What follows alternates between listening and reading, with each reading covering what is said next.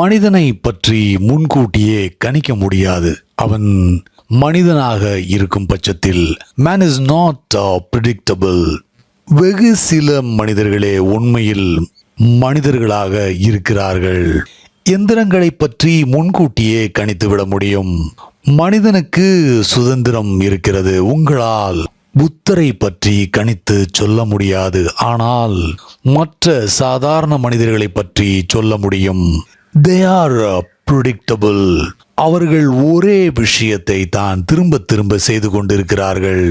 உங்களுக்கு அவர்கள் என்ன செய்து கொண்டிருந்தார்கள் இப்போது வரை என்பது நன்றாக தெரியும். அதை வைத்து உங்களால் அவர்கள் நாளை என்ன செய்வார்கள் என்பதை எளிதாக சொல்லிவிட முடியும். குழந்தைகளை பற்றி கணித்து சொல்ல முடியாது. காரணம், அவர்கள் இன்னும் எந்திரங்களாக கன்வெர்ட் செய்யப்படவில்லை.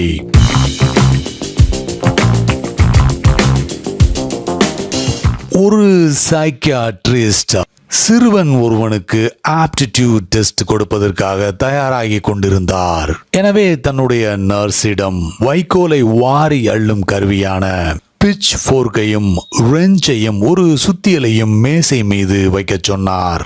பிறகு நர்ஸிடம் அவன் பிட்ச் ஃபோர்க்கை எடுத்தால் விவசாயி ஆவான், ரெஞ்சை எடுத்தால் மெக்கானிக் ஆவான், சுத்தியலை எடுத்தால் ஆசாரி ஆவான் என்று விளக்கம் கொடுத்தார். அந்த பையன் டாக்டரின் அறைக்குள் வந்தவுடன் எல்லோரையும் முட்டாளாக்கி விட்டான். வந்தவன் நர்ஸை எடுத்துக்கொண்டான்.